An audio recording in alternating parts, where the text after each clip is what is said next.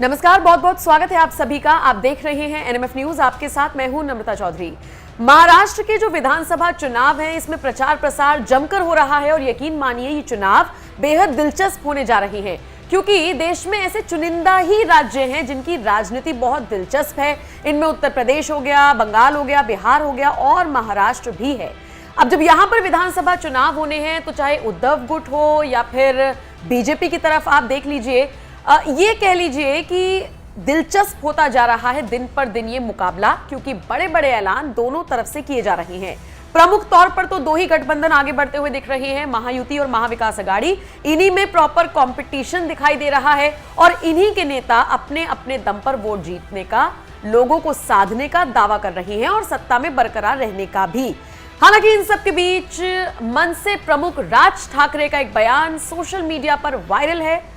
वो राज ठाकरे जो देश के प्रधानमंत्री नरेंद्र मोदी की तारीफ करते हुए नजर आ रही हैं, वो राज ठाकरे जो महाराष्ट्र की जनता से कह रही हैं कि हमें एक मौका दे दीजिए और उसके बाद देखिए हम किस तरीके से विकास की बयार लेकर आते हैं।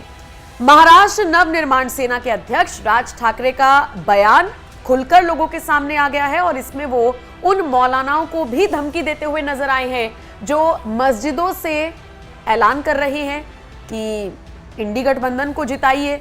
उन लोगों के लिए भी राज ठाकरे ने अपना मैसेज भिजवाया है जो लोग कह रहे हैं कि जहां जहां बीजेपी का कैंडिडेट खड़ा होगा या महायुति का कैंडिडेट खड़ा होगा, वहां वहां उसे हराइए और दूसरे गठबंधन को जिताइए।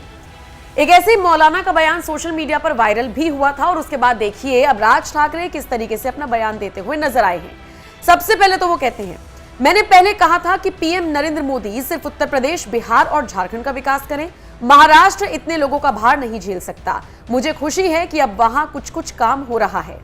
महाराष्ट्र में रेलवे में वैकेंसी निकली थी, लेकिन एग्जाम देने के लिए उत्तर प्रदेश और बिहार से लोग आए।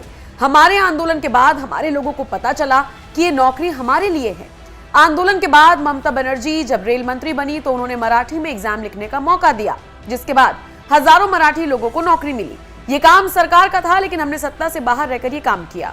मुझे एक बार सत्ता देकर देखिए। मुझे आपने एक बार नासिक में मौका दिया था। हमारे समय में नासिक का जितना विकास हुआ वो कभी नहीं हुआ, इसलिए मुझे मौका दीजिए। ये कोई शाहरुख और सलमान की पिक्चर नहीं है जो शुक्रवार को सिनेमाघर में लगती है और फिर अगले शुक्रवार को उतर जाती है। हमारे और आपके जीवन के 5 साल चले जाते हैं। हमारा मैनिफेस्टो आएगा, उसमें 100% नौकरी भूमिपुत्रों को दी जाएगी, फिर कुछ बचेगा तो बाहर के लोगों को मौका दिया जाएगा।